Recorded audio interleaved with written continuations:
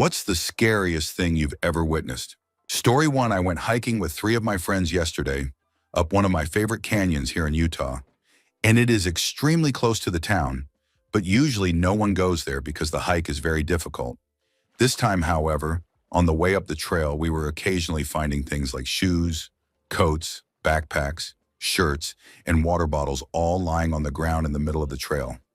The first couple of times I was like, whatever, someone probably just set their stuff down and went up the hill for a bit. But then we kept going and got to a good spot to rest, and there was a big pile of stuff that looked like someone was maybe living there, with a large hiking bag, a sleeping bag, and a tent, all in a pile under a big rock, but no one was around. We hiked further up the trail and found another backpack with several coats strewn about on the ground, and the backpack was 100% full to the point of bursting, and we did not look inside because I did not want to know what was in there. By this point, I was starting to feel a little wary because it was a lot of stuff, like it would probably take 10 people to haul all of that up such a steep trail, or one person making 10 trips up, and either way it was strange. But we kept going up the trail only to find another big pile of stuff right in the middle of the path, which looked like a military-style ammunition case and several large backpacks that were completely full of something, piled on top of other bags that I could not even make out. Just a big old pile of random items. For some reason, seeing this pile set off warning signals in my brain, and as I came around a corner and stopped, seconds later it suddenly became very quiet, with all the birds stopping their chirping and all the animals going completely silent out of nowhere. My friend called out asking if anyone was there, and there was only silence. And while I could have been too paranoid because of all the strange things we had seen, I genuinely felt like there were eyes watching me from somewhere, and it seriously creeped me out. I made the decision that we were going to turn around and leave, because something strange was going on in that canyon, and I did not want to find out what it was. So I kept wondering whether people had disappeared, or if there was something dangerous out there, because it was extremely unsettling to think about who would haul all of that random stuff up a canyon trail and just leave it scattered in the middle of the path, and what the purpose of that could possibly be. I am planning to go back to investigate further at some point, but next time I will go earlier in the day and be more prepared to protect myself if needed, because I have seen some creepy, unexplained things in that canyon a couple of times before, and I honestly do not know what to make of it. Story two, I went out to eat at a Chinese restaurant with a couple of friends, and one of them has a shellfish allergy, but she always tells the staff every single time. And we had been to that restaurant countless times before without any issues. That day, however, we had a new server who barely spoke English, and apparently the message did not get passed along that she had an allergy and absolutely could not have anything that came into contact with shellfish, including food fried in the same oil as shellfish. You can probably guess where this is going, because she started eating and then suddenly began to panic and told us to call 911 because she was having an allergic reaction. I got on the phone while she took out her epinephrine auto-injector and accidentally injected it straight through her thumb. Thankfully, the emergency response time was incredibly fast, and they were able to administer epinephrine before her throat completely closed up. Aside from an expensive hospital bill and a very sore thumb, she ended up being okay, but for a few terrifying moments, when she had injured her thumb with the injection and her condition was clearly getting worse, I truly believed I might see my best friend suffocate right in front of me, and there was absolutely nothing I could do to stop it. Story three, I was sitting in a complete traffic standstill in the middle of some roadworks with the engine off and the windows open, just accepting that I was going to be there for a while, since people had already been out of their cars and spread the news that we were all stuck. I suddenly heard sirens, so naturally I switched the engine back on and pulled the car as close to the edge as possible to let the emergency vehicles through, assuming it was an ambulance responding to a crash or something similar. The next thing I knew, about 10 cars back, a car suddenly burst out from a gap between the vehicles, and 3 police cars came charging up the closed lane behind him. He stopped for barely a second and then floored it straight down the middle of all the stopped traffic, with wing mirrors smashing and flying everywhere. There was absolutely nothing anyone could do, and I just braced myself, convinced he was about to hit me. But thankfully, because I had already moved in, he shot past me, clipped a van, and disappeared further down the line. Luckily, no one was hurt, and there was only minor damage overall, but it took a long time for my heart rate to calm back down to normal. I never did find out what was actually going on, although later I found a photo on Facebook showing the aftermath. And not long after that, the traffic started moving again, once the police cars blocking the road went after the driver and reopened it. Story 4, I was making the long drive home from a lake house, following behind a large tractor trailer on the highway in the middle of nowhere, deep in the Canadian Rockies. As we rounded a bend, out of nowhere, a small car coming from the opposite direction at far too high a speed for the curve lost control and slammed head-on into the tractor trailer at full highway speed. A massive cloud of debris exploded into the air, and the small car spun violently off into the ditch. Instinctively, I jumped out and ran toward the wreck, yelling at another motorist to call 911. When I reached the small car, there was almost nothing left of the front end, and the engine had been thrown clear across to the other side of the highway. I looked inside what was left of the vehicle and could not find the driver, and for a moment I was completely confused until I looked around and saw him lying in the ditch nearby. I ran over and checked his carotid pulse, but there was nothing. As I stepped back, it hit me just how badly he was injured, with severe and catastrophic damage to his body that I will never be able to forget. The highway was shut down for 8 hours while the scene was investigated, and even now the image of what I saw that day has never truly faded from my mind. Story 5. I was riding in the back seat of a Volkswagen Jetta on the freeway, going about 80 miles per hour, with 2 other people in the car. A friend of a friend was driving and speeding, trying to catch up to some kind of supercar that was a little way ahead of us. Suddenly, the hood of the car popped up and completely shattered the front windshield, slammed into the metal roof section just a few inches from the top of the windshield, ripped part of the plastic roof undercarriage loose, which then flew down the freeway and stayed upright, blocking all forward visibility. We were still moving at full speed, and the driver leaned out the window and somehow managed to guide us safely over to the side of the road. A police officer had been right behind us and had not even noticed the speeding or the fact that the driver had an expired license, and he just stood there in disbelief, saying he was impressed with how the situation had been handled before calling a tow truck. It turned out the driver had recently fixed the hood locking mechanism with a clothes hanger, which failed the moment wind got underneath it. The whole thing was absolutely terrifying, and even now I still get flashbacks whenever I am going fast in a car, half expecting the hood to smash through the windshield again, especially remembering how we were all covered in glass afterward. Story 6. Everything felt like a normal day until it suddenly started raining so hard it felt like a waterfall. I usually take side streets in weather like that, but I wanted to get home as quickly as possible because work had been awful that day, and all I wanted to do was relax. As I was driving on the highway and rain so intense I could feel it pounding through the car, there were 4 vehicles ahead of me, 3 cars and a truck, and visibility was terrible, so I was driving as carefully as I could. Then the cars in front of me started slowing and stopping, and I saw a movement ahead, something spinning out of control, and I realized it was the truck. I had never seen an accident happen right in front of me before, but there it was, a huge truck losing control and crashing into the guardrail. Everyone stopped, and I signaled to move toward the nearest exit, thinking the truck was stuck in the lane I had been in. That was not the case because the people inside the truck ran out without putting it in park and just let it roll. The truck slowly drifted into the lane I had just moved into, directly toward a woman and a man who were holding their child. I saw the impact in front of the truck, and my stomach dropped when I realized there was a child involved, and all I could do was hope they were okay. I just wanted to get home and hug my wife, and after exiting the highway I decided I would never take it again on days with rain like that. And I still genuinely hope that family made it through safely. Story 7. I have a couple of stories, and the worst one happened while I was driving to work at a job I absolutely hated at a shoe store. I was zoned out while driving when I noticed out of the corner of my eye a car suddenly lose control out of nowhere. In one moment the driver was fine, and the next his car rolled 4 or 5 times off to the right side of the highway and completely off the road. I managed to pull over, call 911, and run to check on him, and I found that he had been thrown from the vehicle and had suffered severe injuries, and he was unconscious, not breathing, and I could not feel a pulse.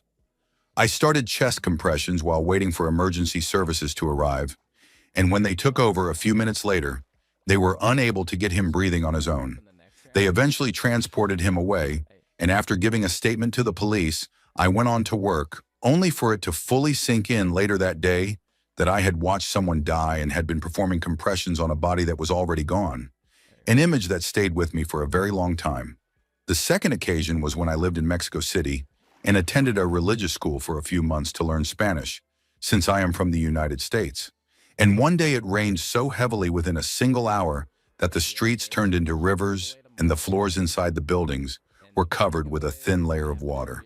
The linoleum floors became incredibly slippery, and everyone was sliding around when someone jokingly shouted for a trick. And a friend of mine, who was always willing to do something reckless, ran, slid, and only made it halfway through the move before his feet flew out from under him and his face hit the floor in an instant. I watched several of his teeth break on impact and disappear across the floor, while others chipped, and blood immediately poured from his mouth and nose, spreading across a large section of the hallway. I grabbed paper towels and pressed them to his face as he struggled to stand, soaking them almost instantly, while others tried to clean the area, and he ended up with a badly broken nose, multiple missing teeth, and several more damaged, yet somehow handled it all with incredible toughness. Story 8. A few years ago, during the very early morning hours of July 5th, I woke up needing to use the bathroom, and as I walked back to bed, I passed my husband in the hallway, heading to his own bathroom, when we suddenly heard and felt an extremely loud, concussive explosion that was so intense it was physically uncomfortable, and felt like the pressure made my heart skip a beat. As adults living in a post-September 11th world, we were immediately alarmed, and I even said out loud that it sounded like a bomb, while car alarms throughout the neighborhood began going off nonstop.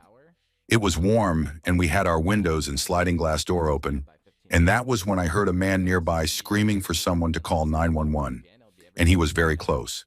It turned out that someone in our apartment complex had been extremely intoxicated on the 4th of July and had duct-taped a bundle of sparklers together before placing it in the middle of the street and lighting it, not realizing how quickly it would ignite. The blast sent metal fragments everywhere, embedding them into parked cars and trees dozens of feet away, and the street itself was left with a dark blast mark right along the center line. The person responsible suffered catastrophic injuries, including the loss of his lower leg and severe damage to his arm, and he briefly went into cardiac arrest in the ambulance before being revived. I never found out whether charges were filed, but the apartment manager later confirmed that he permanently lost his lower leg and nearly lost his arm as well. Story 9.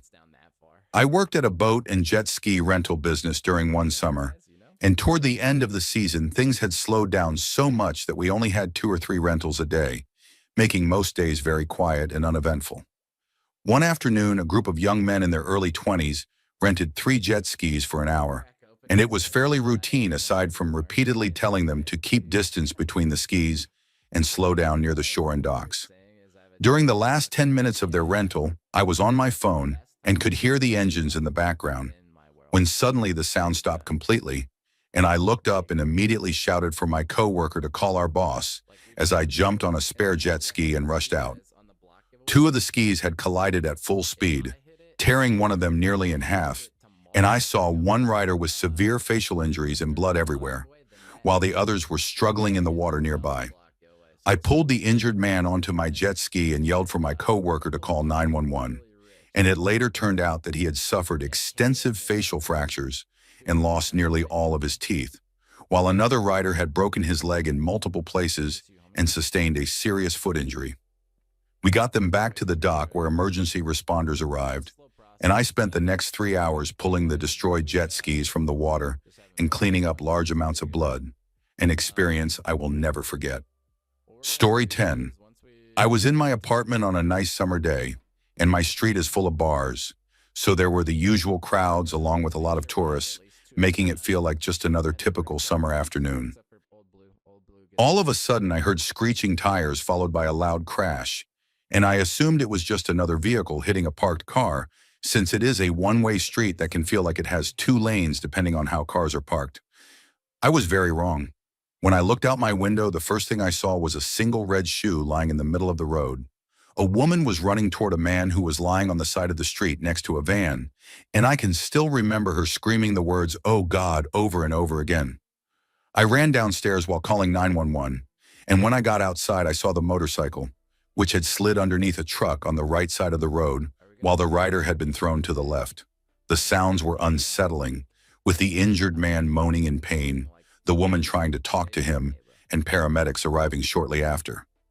Based on how the bike had ended up, he was incredibly lucky to have been thrown clear, and although he was in serious pain, the fact that he had been wearing a helmet likely saved his life. I had lived in that apartment for almost 2 years, and this was the first major accident that had ever happened there. I tried later to find out if the man was okay, but he ended up being just another anonymous statistic, and I still like to believe that he recovered and is doing well with his life now.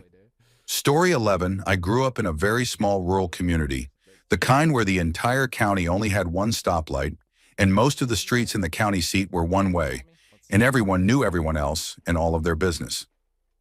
On the day this happened, the high school and middle school students were already on the bus, and since I was in middle school at the time, we were slowly circling the one-way streets toward the funnel that led to the county's only stoplight so we could eventually reach the elementary school. As we crept forward and stopped at the end of a small cross street that happened to have the only 3 bars in town, I looked out the window to my left just in time to see the father of one of my classmates shoot a man at extremely close range with a double-barreled shotgun. The man was standing on the sidewalk against the white wall of a small restaurant across from the bars, and my classmate's father was standing only a few feet away on the curb. The violence of it was immediate and horrifying, and I will never forget the sight left behind against that white wall on what had otherwise been a beautiful fall afternoon. After firing the shot, the man calmly turned, sat down on the curb with the weapon beside him, lit a cigarette, and waited for the police to arrive. I was the only person on the bus who actually saw him pull the trigger, because everyone else turned only after hearing the blast. The bus driver radioed it in, but could not move the bus because of the bottleneck created by the stoplight and the one-way streets. So a bus full of about 20 middle and high school students was forced to sit there for nearly 15 minutes, staring at the aftermath, until emergency crews finally made it through traffic and our bus was able to pull away. Story 12. There was a person in a packed restaurant who was talking to themselves, pounding on the table, singing and screaming, while the staff seemed to completely ignore what was happening and act as if everything was normal. Because of that, I assumed the person was likely dealing with some kind of mental health issue, but was still functioning well enough that the situation was not immediately dangerous.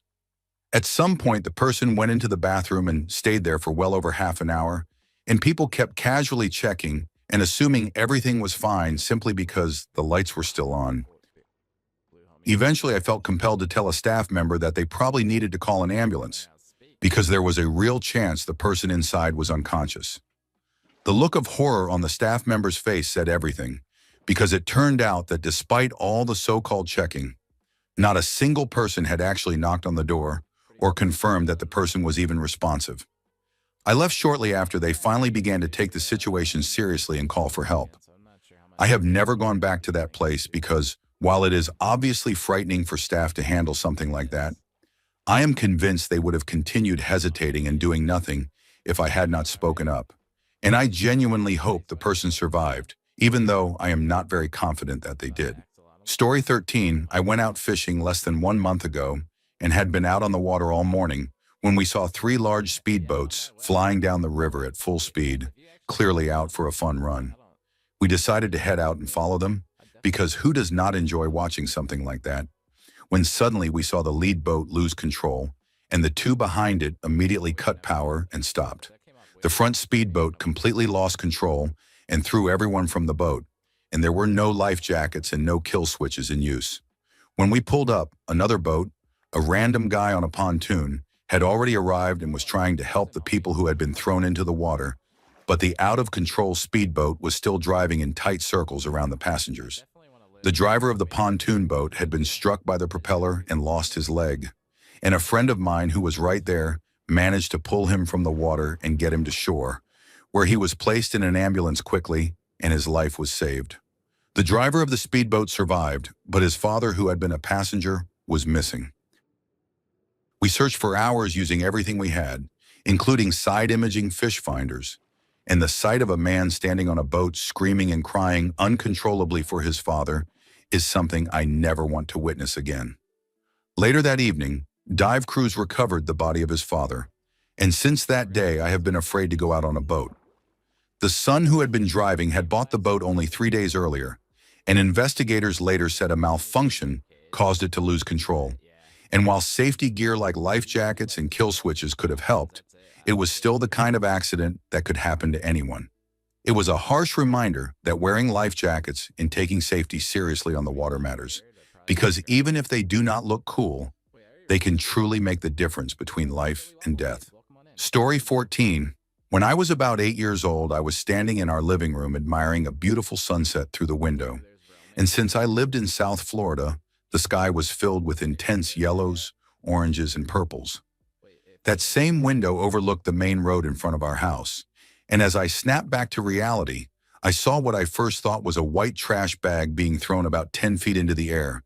But a second later, I realized it was actually a woman riding a bicycle. I screamed for help, and I remember my aunt and my mother running outside to help since my mother was a registered nurse, while I stood frozen in the doorway, unable to move. The next thing I knew, my aunt was running back toward me, yelling for me to call 911. But I could not bring myself to do anything except stand there. The woman who had been hit turned out to be my gym teacher, and she had been riding her bike with headphones on when an elderly woman, who was having trouble with her brakes, took a back road and struck her. The gym teacher's son was in my class, and although I never told him that I witnessed what happened, it clearly affected him deeply for years, even though he later became very successful, and I often think about how different his childhood must have been from mine. About 5 years later, I was walking along a campground road with my father, who managed the property, and we were heading to check on a bathroom that was having issues, while a main road ran parallel to the path about 300 feet away.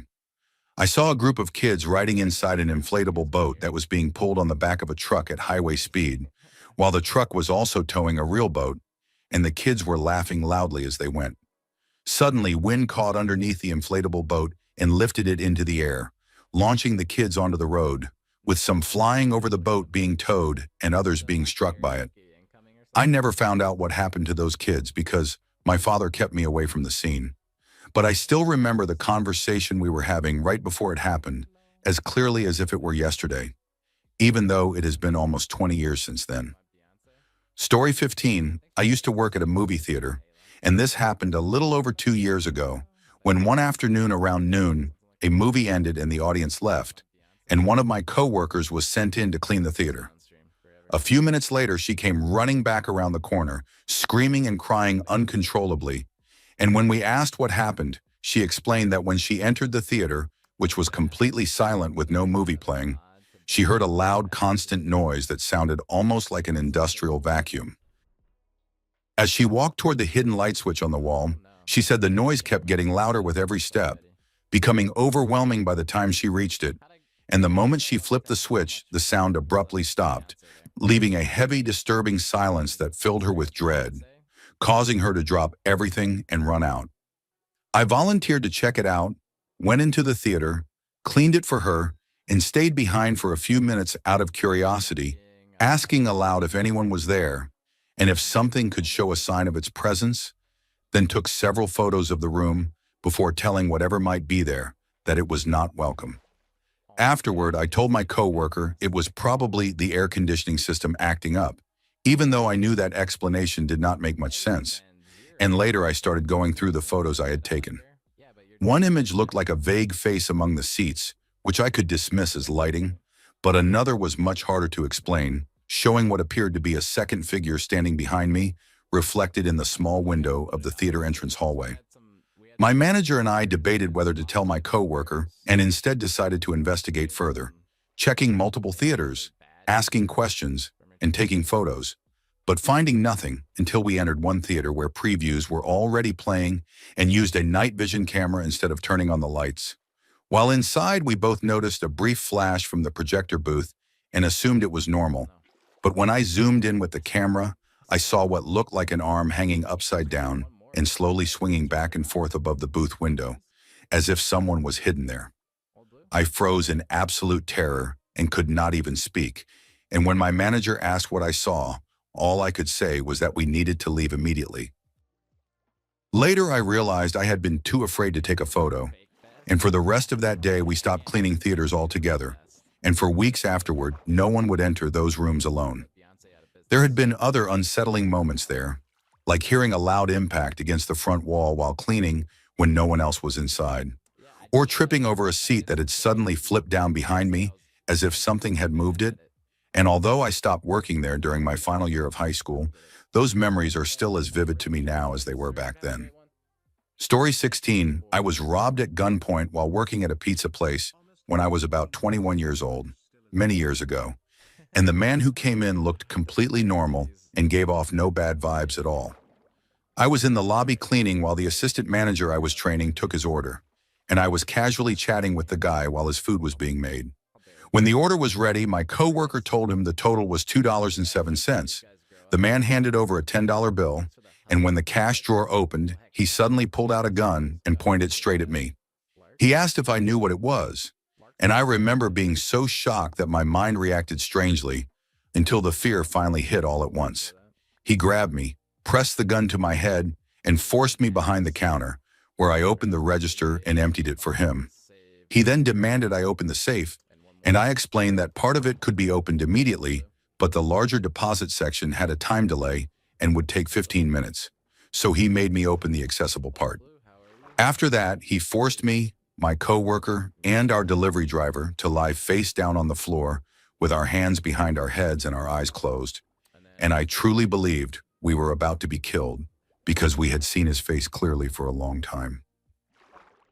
In that moment, my entire life flashed through my mind in a way that is impossible to describe, with memories and moments all appearing at once, including a vivid image of my young daughter as she was back then, which still gives me chills even now.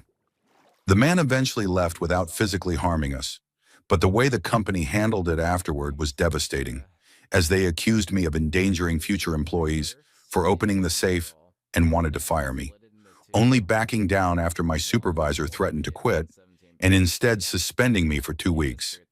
As soon as I was able to find another job, I left that place and never looked back.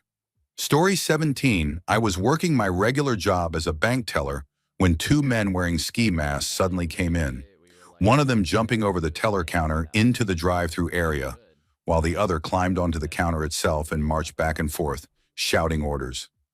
Every employee except me and one other woman hid, and I stood frozen until the man fired 2 shots in my direction, missing both times. I immediately began gathering as much money as I could and stuffing it into his bag. And when he demanded more, I moved toward another station and saw one employee trying to crawl toward the phone, clearly trying to be a hero. I had to fight the urge to react because the robber could see her too, so I focused on handing over more money until the men finally ran out. The police arrived quickly because hidden employees had pressed the emergency button, and we had to coax several people out of bathrooms where they were hiding. Federal investigators came later, and the men were eventually caught a few months afterward, with trials that dragged on for more than a year. Even now, I wonder whether hiding would have been safer, or if it would have made things worse, since someone needed to give them the money, and the other employee who stayed visible was shaking so badly she could barely move. That experience taught me a hard lesson about fear, instinct, and the reality of working in a bank. Story 18. It was a completely normal day when my twin sister and I, both 13 years old at the time, were walking to school, arguing like usual, buying sodas, and taking a slightly different route than we normally did without thinking much of it. As we crossed one street and stopped at a set of crossroads to cross again, a large van pulled up on our left side and blocked our view, and the driver began making strange hand gestures while waiting. After standing there for a moment, I asked my sister if she thought he was signaling for us to cross, and in her impulsive way, she assumed he was and ran forward. I stayed where I was, thinking to myself that one day her recklessness would get her hurt, and in the next instant, I watched her get hit and thrown through the air like a rag doll. I stood there in shock, unable to move, trying to process whether what I was seeing was real as she struggled to roll over and sit up with blood coming from her nose.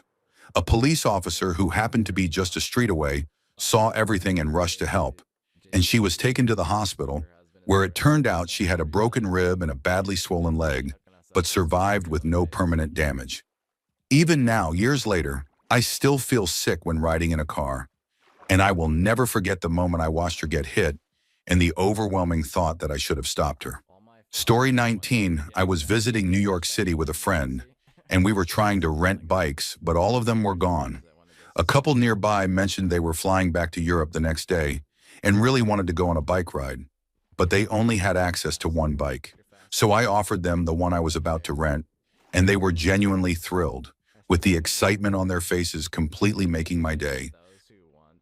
My friend and I then walked to another bike rack about a quarter of a mile away and managed to rent two bikes of our own. And as we were riding down the path a short while later, we heard sirens and saw a large crowd gathered near a garbage truck about 10 feet away. We learned that the brakes on one of the rental bikes had failed and that a rider had been struck by the truck, and there was a long trail of blood on the ground while the injured person was having severe convulsions. As we got closer, I recognized the man screaming in distress as the same person from earlier, and the injured person on the ground was his wife. The same couple we had been so happy to help had their lives changed forever in a single moment, and the scene made it painfully clear that she was not going to survive. That moment stayed with me for a long time, because the bike with the faulty brakes had been the one I originally intended to ride, and what felt like a simple act of kindness ended up having devastating consequences, leaving me constantly wondering what would have happened if I had never given that bike away. Story 20. I have a few experiences that still unsettle me, starting with a backcountry camping trip at Big Bend near the Rio Grande, where my husband and I followed all the safety instructions, hiking a full mile from the road and making sure we were far from cliffs and streams. After sunset, we zipped up the tent, and once everything went quiet, we suddenly heard loud, heavy panting right next to us, which stopped as abruptly as it began, without any sound of footsteps, and I did not sleep at all that night. On two separate occasions, my family and I were driving through rural West Texas at night at around 60 miles per hour, when large animals suddenly ran out in front of our vehicle, once clearly a massive boar, and another time an enormous tan blur that we could not identify, coming so close that my heart raced for minutes afterward, and I still cannot stop thinking about what it might have been. The last incident was different but still disturbing, when my children and I were walking across a university campus and encountered a very tall young man having a seizure, already on the ground with his head repeatedly striking the pavement. I asked another passerby what could be done, and we placed a backpack under his head and tried to help until an ambulance arrived. But his color had turned gray, and to this day I do not know if he survived. Story 21. I was in the parking lot of a community college when I heard intense shouting coming from multiple people, and when I followed the noise I saw a Polynesian man yelling at three large men who were walking toward a white pickup truck displaying a Confederate flag, with the argument continuing from about 20 yards away. Without warning, all three men calmly reached into the bed of the truck, pulled out chainsaws, started them, revved the engines, scraped the blades against the asphalt, and began walking in a straight line toward him in a scene that felt unreal. The Polynesian man was not particularly tall or large compared to them, but instead of backing down, he tore off his shirt, revealing extensive traditional tattoos, and began performing what appeared to be a haka, staring them down alone with a level of intensity that still gives me chills. For about 30 seconds, I genuinely believed I was about to witness a horrific act of violence. But the three men suddenly backed off, shut off the chainsaws, and drove away, clearly unwilling to follow through. I have never forgotten that moment, because the calm strength and fearlessness that man displayed was unlike anything I have ever seen. Story 22. When I was about 9 years old, I lived in an equatorial country, and on sunny afternoons, I would take 2 buckets and walk to the local well to fetch water for our house, trips that often turned into informal gatherings for neighborhood children. The well was located beside a paved road, and we would stand in line chatting along the edge while waiting our turn. One day, as I stood there waiting to fill my buckets, a man riding a 10-speed racing bicycle came around a sharp turn at the nearby intersection at a very high speed, then suddenly slammed on his brakes and came to a hard stop, the noise of the chain rattling loudly against the frame, drawing everyone's attention. He did not cry out or say a word, but stood completely still, straddling the bicycle and staring down at the ground, where a small but very noticeable pool of red began forming near his foot. It was not large, but it was unmistakable. We soon realized that because he had been riding barefoot, his left big toe had struck the pavement during the turn and had been severely torn at the joint. We moved closer without speaking, frozen by how quiet and unreal the scene felt. A group of children staring as the man balanced on his bike, his injured toe hanging to the side, barely attached.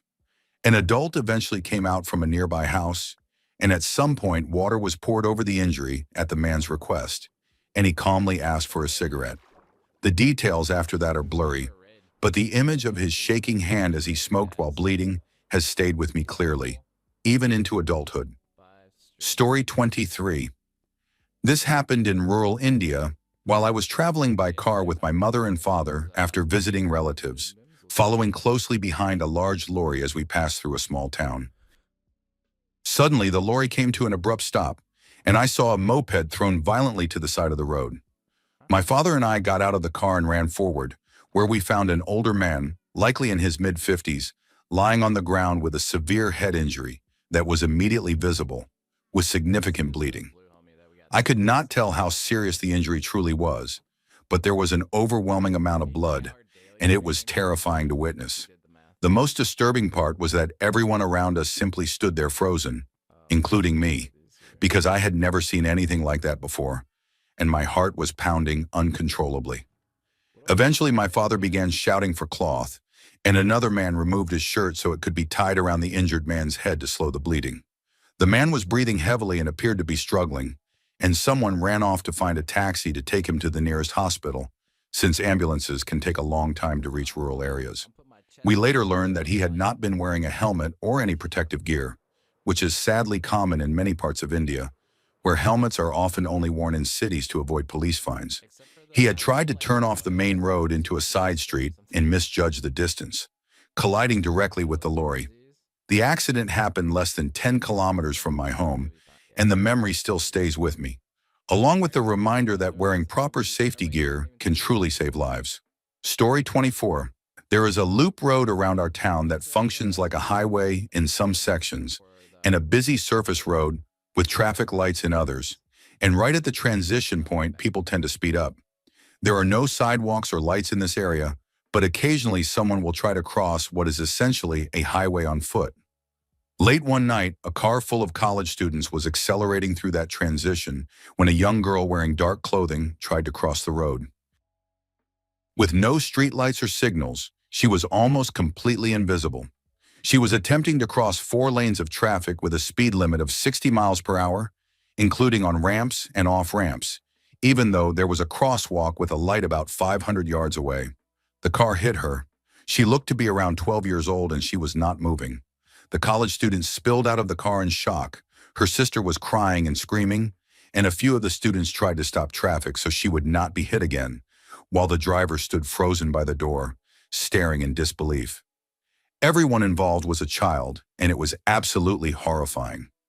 I pulled my car across the road to block traffic along with a few other drivers, aimed my headlights toward the scene, and called the police.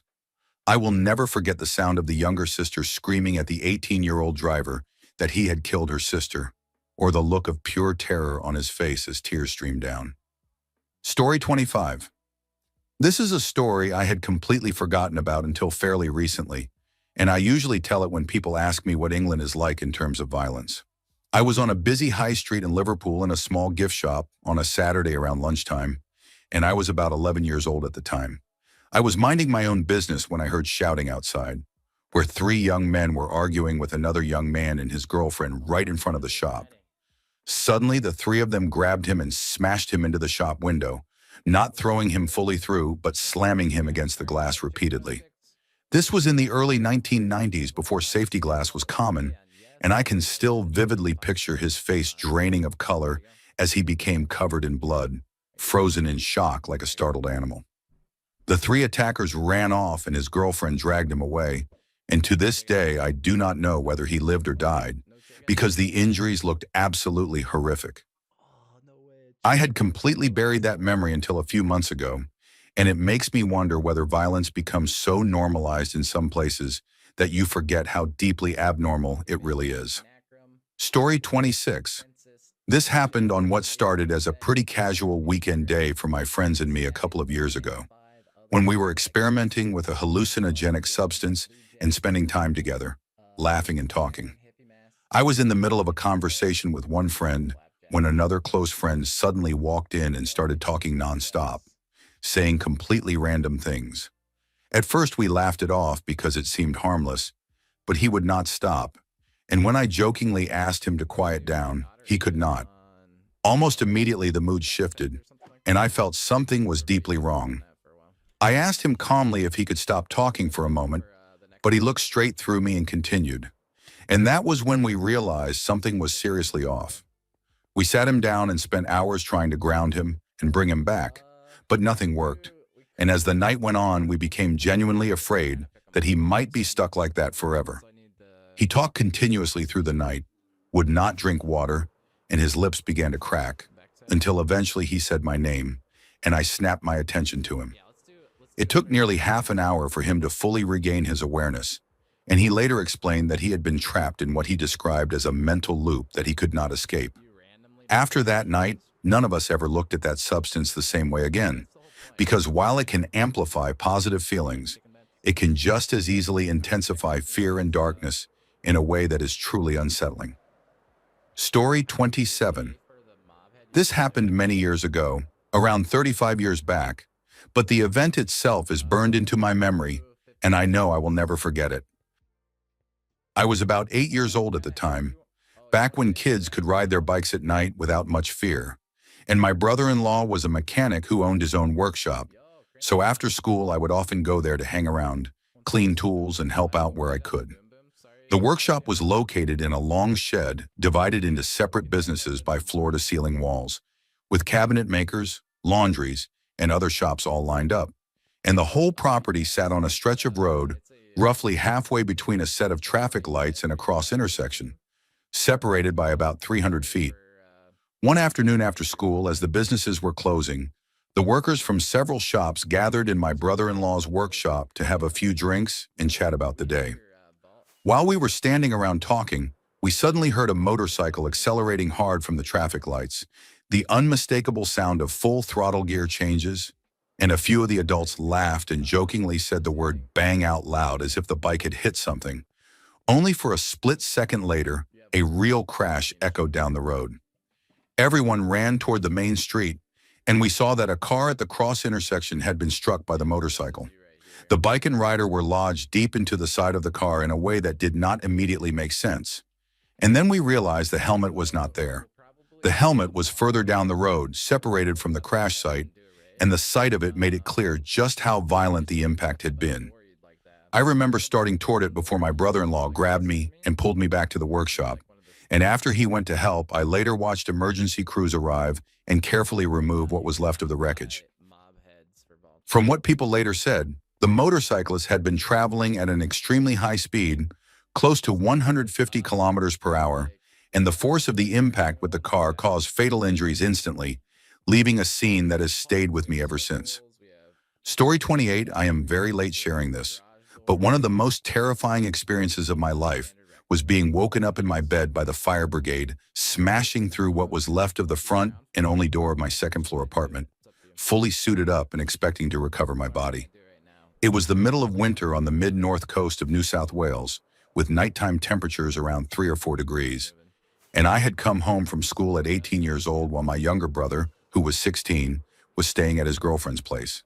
I cooked dinner, planned to watch some television, and then suddenly fell into an unusually deep sleep, the kind where your body feels completely drained. I woke up briefly around 8 in the evening, opened my balcony door for no clear reason, went back to bed, opened my bedroom window again for no reason despite the cold, then closed my bedroom door even though no one else was home, and fell back asleep. The next thing I knew, firefighters were breaking in and pulling me from my bed, and I could not see down the hallway because it was filled with smoke, and I genuinely thought another apartment must be on fire until I reached the front and realized it was my own home. It took them about 30 minutes to clear the smoke from the two-bedroom unit, and everything inside was destroyed. Outside, paramedics tried to put me on a stretcher, but after checking my condition, they were shocked that I was alive. Police and firefighters explained that my front door had been deliberately firebombed, and because it was the only exit, the incident was classified as attempted murder. Investigators later told me I should not have survived the smoke and burning materials, but the open doors and windows had bought me just enough time, making the entire experience feel unreal, even long after it was over. Story 29. About 10 years ago, I was working in downtown Minneapolis, and one evening around quitting time, I was standing on the sidewalk having a cigarette while two city buses were parked at the curb in the bus-only lane, which was normal. What was not normal was that one of the buses was extremely loud, like the driver was revving the engine for no clear reason. As I stood there, I noticed an orange glow appearing underneath the back of the buses, so I started waving my arms at the driver to get his attention and stepped off the curb to look on the other side. That was when I realized what was happening, because a man driving a sport utility vehicle had apparently suffered a medical episode, lost control, and sideswiped the bus, leaving his vehicle pressed against it. He was unconscious behind the wheel with his foot pinning the accelerator down, and the engine had started to catch fire. The bus drivers had already reported the accident and were waiting for emergency services. And once they moved their buses out of the way, myself and two other people ran to the vehicle, unbuckled the man, and dragged him up onto the curb. I stayed until the first police officer arrived and then went back inside. And in the weeks that followed, I asked around to see how it ended, but no one ever seemed to know, and I still hope that he recovered. Story 30.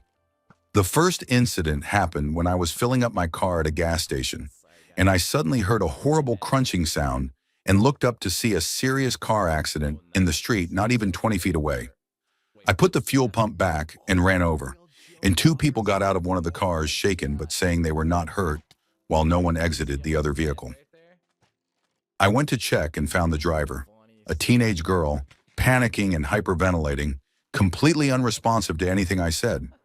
The passenger side window was open, so I reached in, shut off the engine, and ran inside the station to make sure emergency services had been called.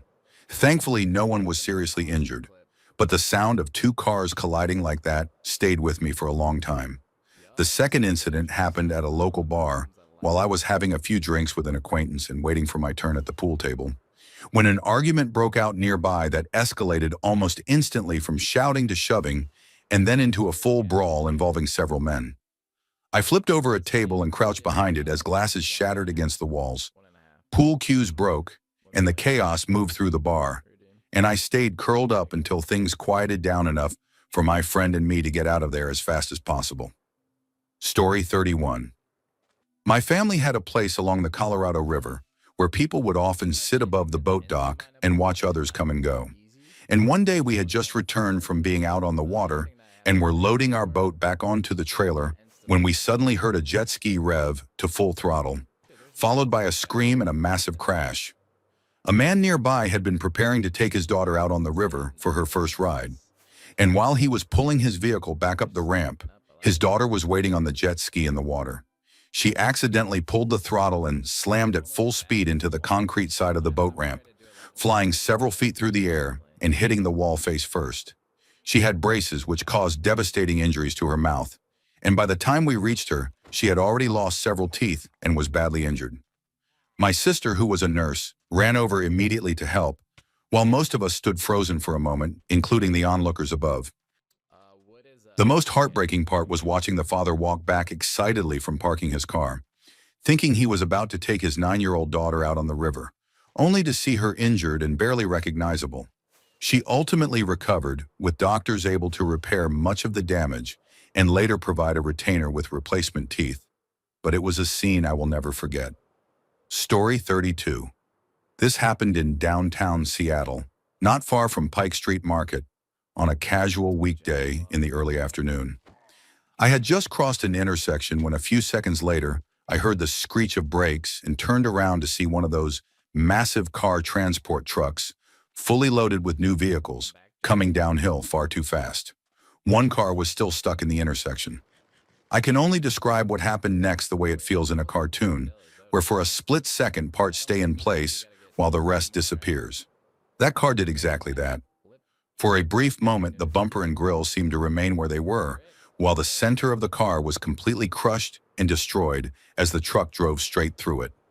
It did not feel like a collision so much as the truck simply passing through something that offered no resistance at all, as if the car were made of thin foil. I can still remember the sound of the long chrome bumper, the kind you rarely see anymore, dropping afterward and clanging against the pavement once the truck had already continued down the road. In moments like that, you instinctively hope the person inside might somehow be okay, but there was no hope here.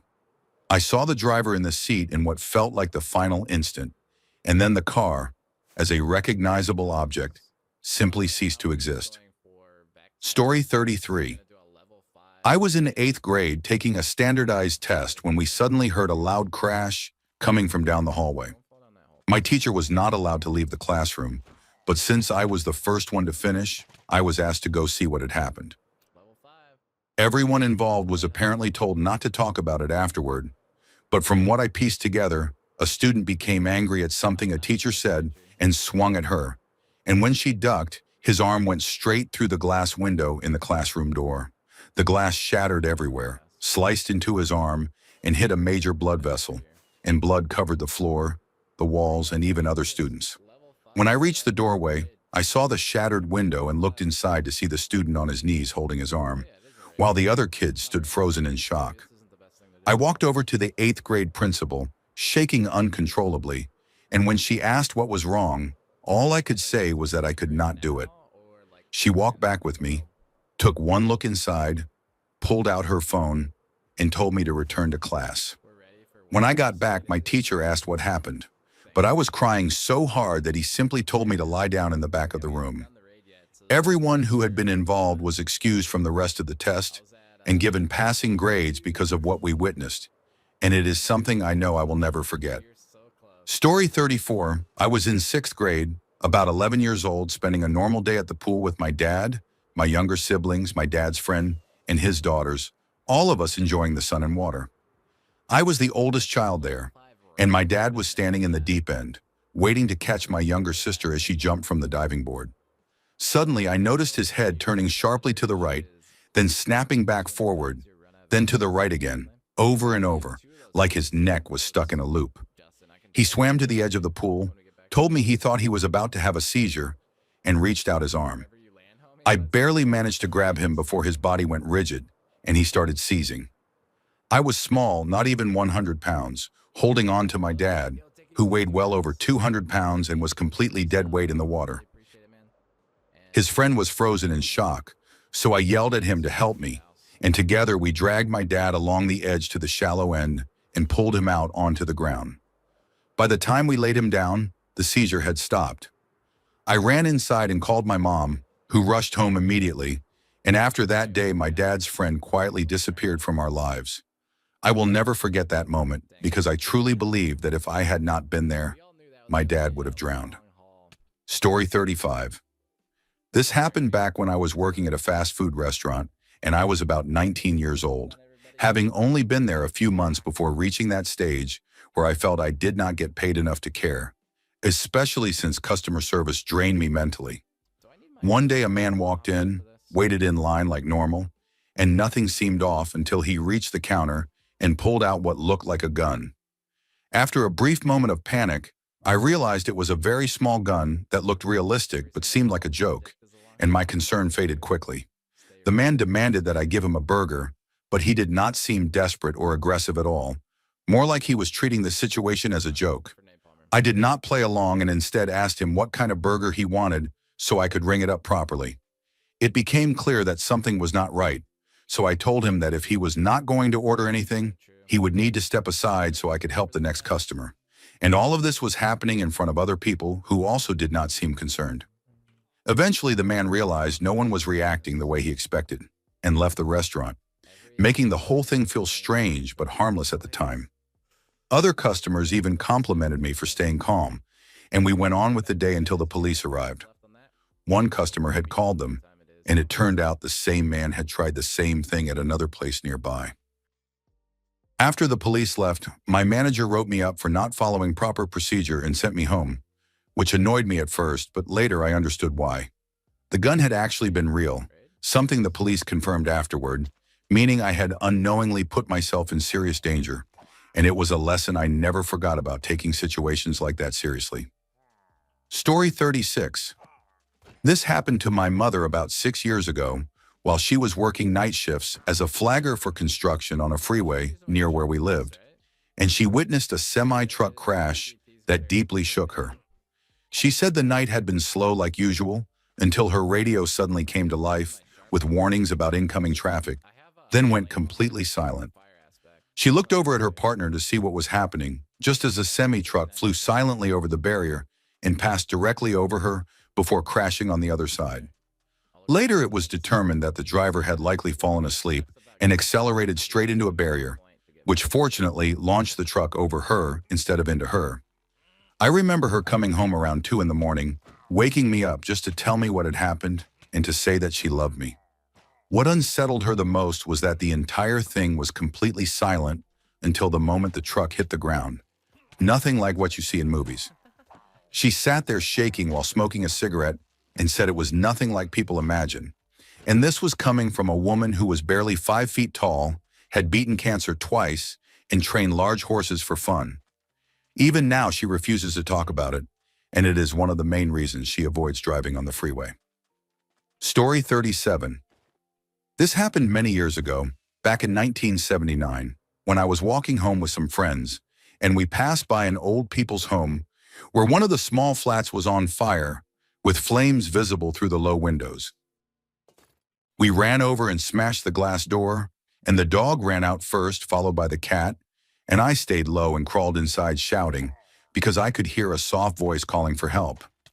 As I moved into the next room, the kitchen was completely engulfed, with thick smoke and fire surrounding the work surfaces, and on the floor was a large woman holding one arm up, already on fire, reaching toward me. I could not get close because the heat was unbearable, and my friends who had followed me inside dragged me back out. It took me years to even begin to process what I saw. Outside, we grabbed a garden hose and tried to fight the fire until the fire brigade arrived and took over. My friends and I stood there in total silence while these big firefighters came over and sat with us, putting their arms around our shoulders without saying a single word, just staying with us for what felt like hours. We never talked about it afterward, not once, and when the council tried to give us awards, we all refused because we just wanted to forget it. Looking back now, I realize those firefighters saw things like that all the time, yet they still took the time to sit with a group of shaken kids, probably thinking of their own children, and I have carried a deep respect for them ever since. Story 38. I was driving home late at night on the highway when the car in front of me blew a rear tire and instantly lost control while we were both traveling at about 70 miles per hour. It slammed into a semi-truck in the right lane just ahead of the rear trailer wheels and disappeared underneath for a brief moment before shooting left across the highway directly in front of my car. I narrowly missed it as it smashed into the left barricade and came to rest against the steel guardrail, facing into oncoming traffic. Another truck driver and I pulled over on the right shoulder and ran across the highway to check on the woman driving, not even knowing if she was alive. She was in shock and would not get out. The engine was still running, the car was smoking, and there were no lights because the front end had been completely destroyed. We could not get her out on the driver's side because the door would have opened straight into the fast lane, with cars flying past. And she could not understand that I was trying to get her out through the passenger side. I had her turn the engine off while the other man called 911, and we were standing just inches from traffic in the dark, with every window blown out and the wrecked car pressed against the guardrail. As I tried to wave traffic away with the light from my phone, I suddenly saw a car coming toward me at full speed, easily 80 miles per hour, and I realized the driver did not see me at all.